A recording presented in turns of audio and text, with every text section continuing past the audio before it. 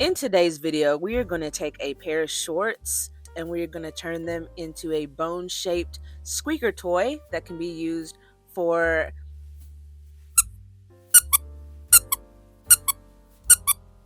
your favorite fur baby or for a gift for a loved one. So grab your sewing gear and let's get to it. So first off, you're going to get your item that you're going to upcycle. I am using a pair of fleece shorts that I got at a clearance store, and I paid like super duper cheap. It was like a quarter or something like that, but they were brand new. You're also going to need some squeakers. They're like squeaker replacements that I found these on Amazon, and I'm actually going to be using 2 of those for this project. You could probably use 1, but I just thought 2 made sense in my brain. You'll also need some scrap fabric for pockets that we're going to make little pockets to put the squeakers in to make them even less of a choking hazard in case something happens to your squeaker pillow. And then you're also going to need polyfill, or you could use just a bunch of bits of scrap fabric. But I actually got this polyfill from someone that doesn't sew anymore, and she was like, "Hey, you want to use this stuff?" And I was like, "Yeah, let me have it." So I decided to make a pillow. And on this bag of polyfill, it's a 12-ounce bag, and I ended up using about half of a bag, but actually I think I used a little bit less than that. But you'll also need a bone pattern, which is self-drafted, and I know it looks a little weird, but this is because it's half of a bone shape. You can kind of see the shape that I was going for my pillow, but we'll go over how to make this pattern with just a normal sheet of paper. But those are the tools that you'll need. First off, let's get our pattern taken care of. So just grab a sheet of paper. You can use cardstock, whatever you've got laying around. And you're going to be making your pattern for half of a bone. And the reason that we're going to be doing half of a bone is that when we get to the cutting stage, it'll be, we'll do half of the work in half of the time, if that makes sense. But what I did was I just kind of eyeballed it. I just looked online at some different bone pillows and I was like, this looks like a shape that works out for a bone. So I just kind of freehanded it and kind of went with it. There's always adjustments that can be made if you wanted the middle part to be skinnier or something like that. But just go around your piece of paper that is folded in half and just make you a bone shape. You want to have a little dip on the sides, and then you want to have just the round edges.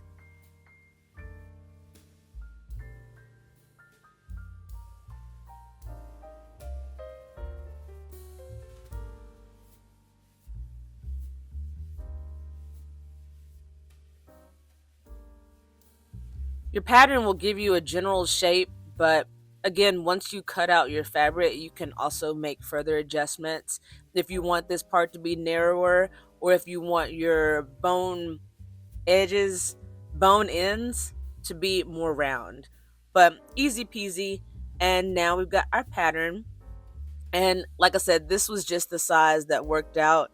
And it just so happened that it looked exactly how I wanted it to. So I didn't really have to make that many changes to the pattern, but this is going to be for half of the bone, and I'll show you how to fold the fabric on your material once we get to that point.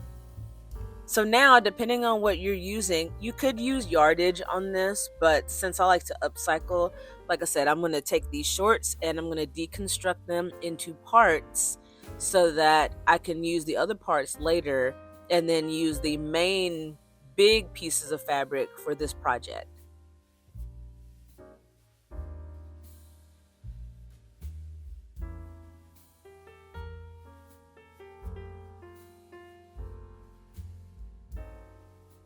But first off, what I did was I turned my shorts inside out, and first off, we are going to cut off the waistband. Now, I decided to keep this part because I wanted to use the string on another project because it's a very long string.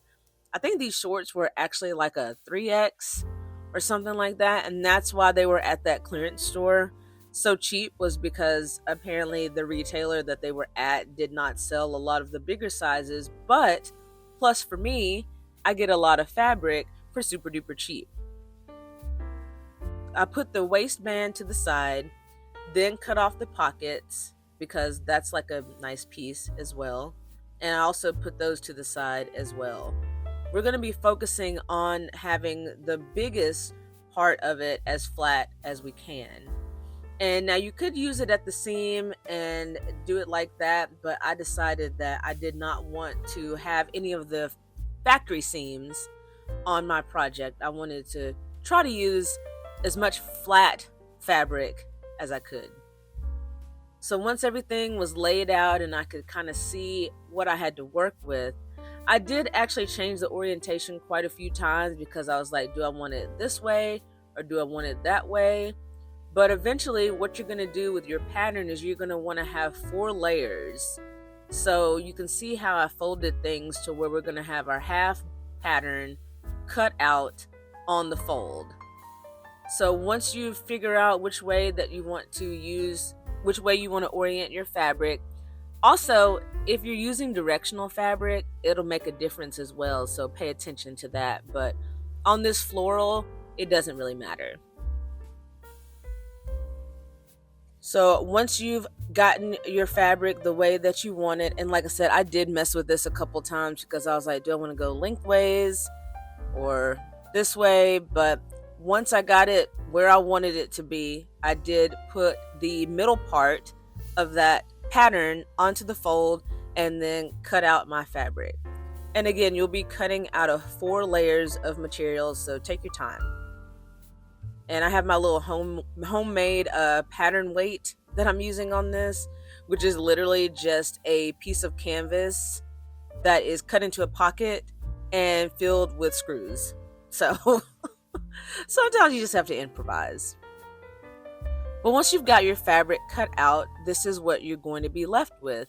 And the way that I had laid my fabric, I actually did not get the curves cut the way that I wanted to. So I did have to edit my pattern on the fly, which is totally fine and totally cool.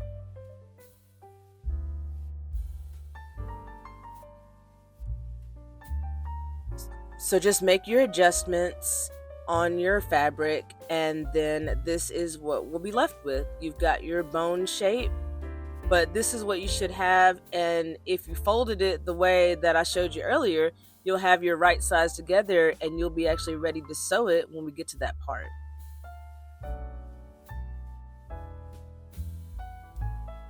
Now, once you are ready to sew, we're going to sew all the way around our bone shape, and we're going to leave this section open so that we can turn everything inside out and we can put our stuffing inside.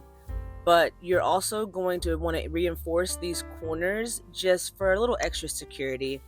I don't know, it's probably not necessary, but I like to do a little bit of reinforcement now and again. But I went ahead and took my pins and pin them together. I usually use clips, but for this application, pins seem to work out much better. So I take each one of the bone corners, I'm just going to call them bone corners, and put a little pin in there, and that is going to help keep everything together while we sew it up.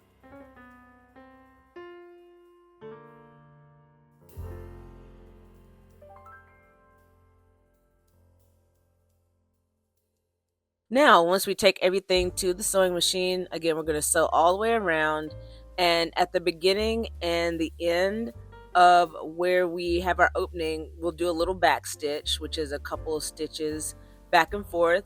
And I am using a 1/4 inch seam allowance all the way around the edge of my bone shape. And with this being fleece, I did kind of take my time. Fleece can be stretchy, but if you take your time, it's no big deal. In those corners, I did a couple of back stitches there and then went ahead and turned everything around, made sure everything was lined up, and kept going.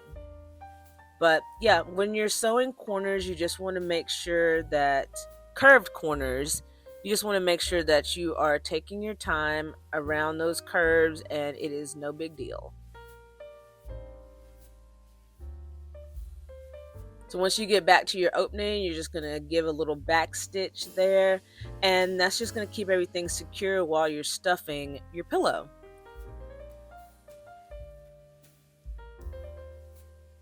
So once you've got everything sewn on your main spot, make sure you take your pins out. We don't want any fur babies or anybody hurt by a pin that's missed.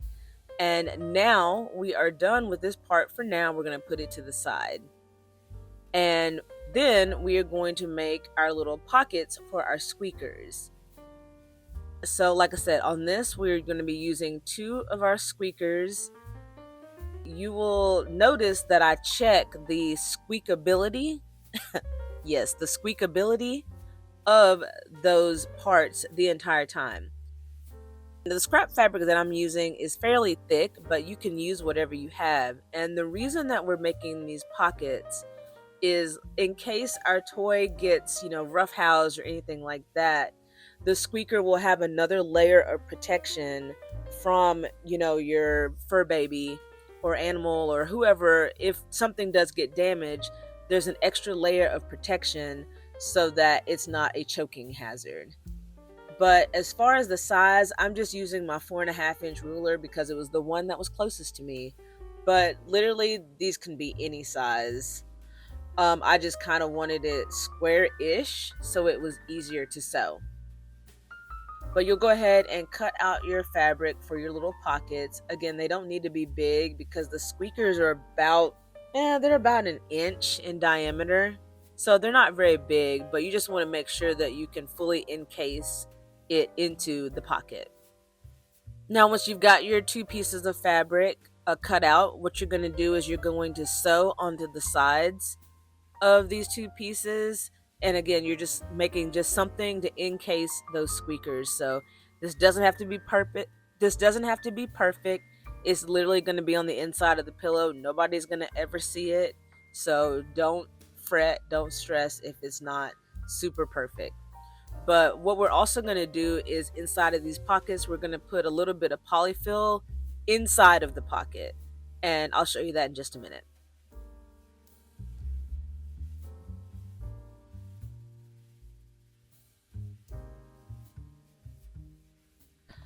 So once you have your pocket, you want to make sure that your squeaker can fit in there with a little bit of polyfill, and this is going to work out pretty well. So once you're ready to stuff your pockets, you're going to take your squeaker, put it inside of just a little ball of the polyfill, and then you're going to sew your pocket closed. So just get a little bit, not much at this point, and you're just going to take a little piece and just ball that up inside of there. And again, I checked the squeakability of the part the whole time to make sure that the integrity wasn't lost. You could still hear it when you pressed it, things like that. So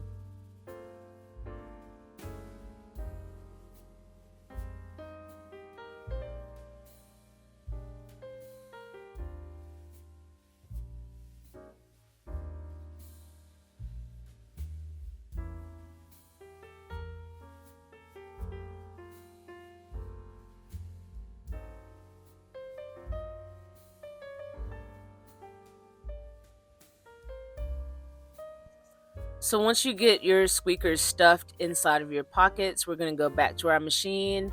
And this is me testing out, making sure that everything can still be heard just fine. And we're just going to close up the hole on our pockets.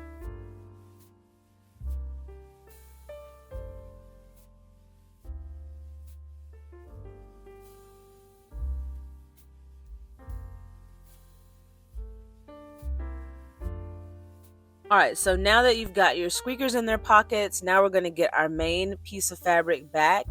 And a lot of times people say to clip the curves so that everything lays better. But in this case, I'm actually cutting the seam allowance a little bit closer to my stitches. Of course, not cutting into the stitches, but just cutting it closer so I don't have to clip those corners. Feel free if that is what you prefer to do, but with this being fleece and being kind of stretchy, I did not think that clipping it was a big deal. So, but you do you. No No harm, no foul.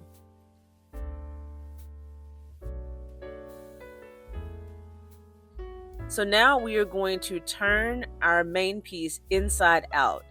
And what you'll see is that I do take a little bit of extra time and make sure that the bone edges, the bone corners are rounded. Of course, when you fill them, they're going to round even more, but I did make sure that they had a good shape before I stuffed it with the polyfill. So just take your time and work those edges with your fingers. If you have a tool that works out better, feel free to use that. But, you know, again, with things being kind of scrappy around here, just kind of roll with it. But there was one little side that was a little bit, I was like, well, why are you not rounded? I had to get back in there and kind of round it out a little bit more.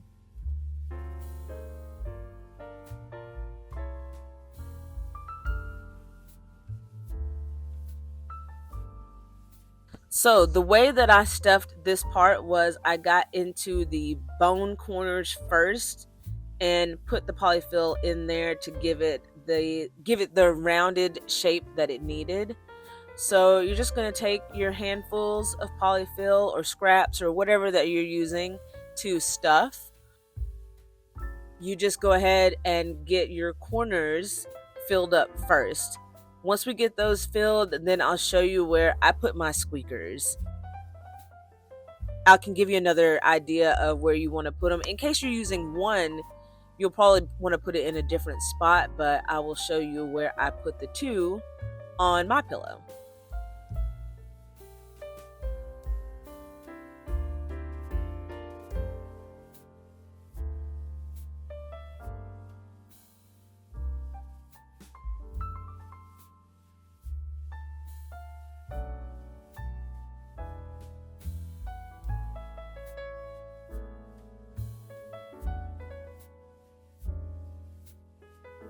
Once you get your bone corners stuffed, you're going to want to get your two pockets with your squeakers. And what I did was I ended up putting them close towards the ends of where those reinforced corners are. I just felt like that was pretty cool placement. Again, if you're using just one, you could put it right smack in the middle. So you would put some more stuffing into your bone before you put in the squeaker. But for this one, I just liked the idea of having one on each end, just to have different options for whoever's going to be using it. But you're going to put your squeaker pocket in, and then put a little bit of polyfill around it to keep it nice and secure. And you'll do that on both ends of your bone pillow.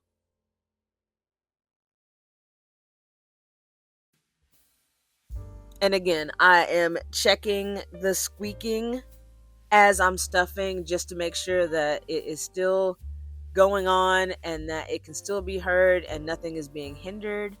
But once you get your squeaker pockets in, you can go ahead and continue filling your pillow. And you don't want it to be overly full because you are going to have to close the gap. But you want it to be nice and fluffy. Obviously, pillows are fluffy. So make sure that you just fill it as full as you like. And once you get it full, I added a little bit more because I just wanted it a little extra fluffy. And you can see how much polyfill I used. I was going to use half of that bag, I thought, but apparently I just used a quarter of the bag. So that kind of gives you an idea of how much will be needed for this size pillow. Here I am checking the squeaking to make sure everything is good. And now we are going to close up our hole and make sure that everything is secure. Now on this part, depending on what machine that you have, you can probably go through and just do a machine stitch all the way down this opening. But because my machine is old and finicky, I actually decided to do a basting stitch first and then took it to the machine and did machine sewing. But I do recommend, if you can, to machine close your hole.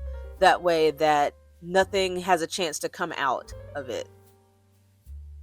But if you don't have that option, you can use a very secure hand stitch to close this. But again, I'm just going to be doing a few basting stitches by hand, and then I'm going to take it to my machine and close it up.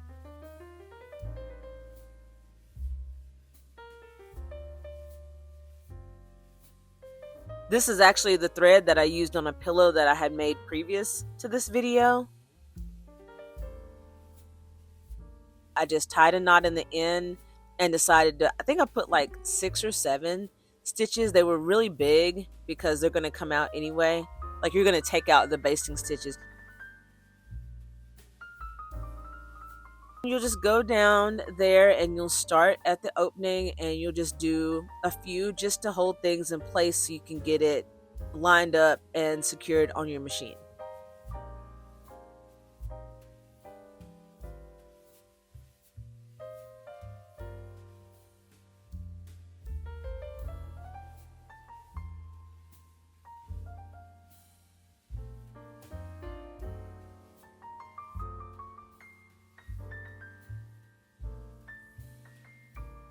And here's a close-up of the stitches that I did. Literally not that many.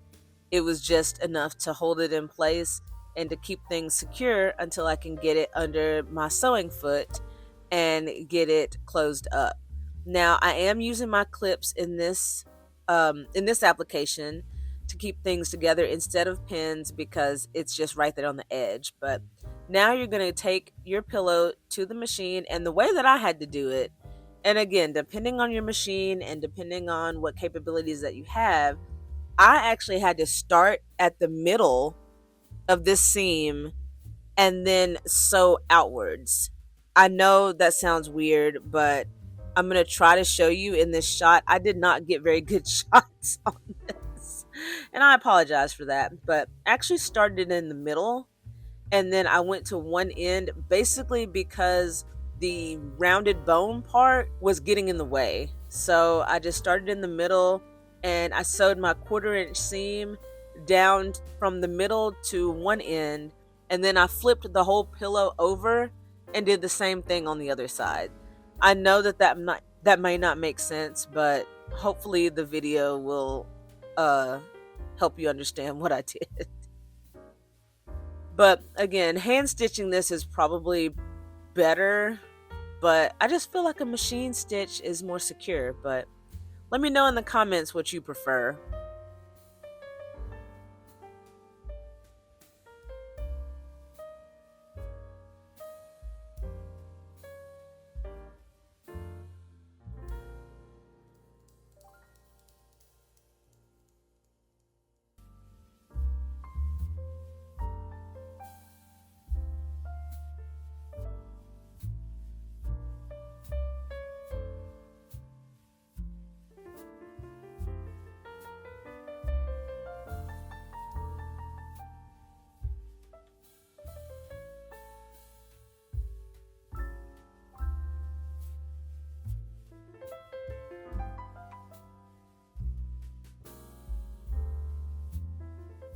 Once you get your machine stitch or your hand stitch done and you make sure that everything is closed, nothing's coming out, everything looks good, what I did was I went back and trimmed all my threads, and I did remove my basting stitches.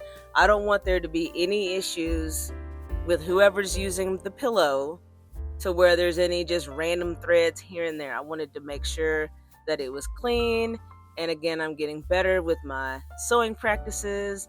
So yes, I removed the basting stitches. As painful as it may have been, I did do my best. I think there was like one stitch that I sewed over and I couldn't do anything with it. So, it is what it is. But I did remove those basting stitches.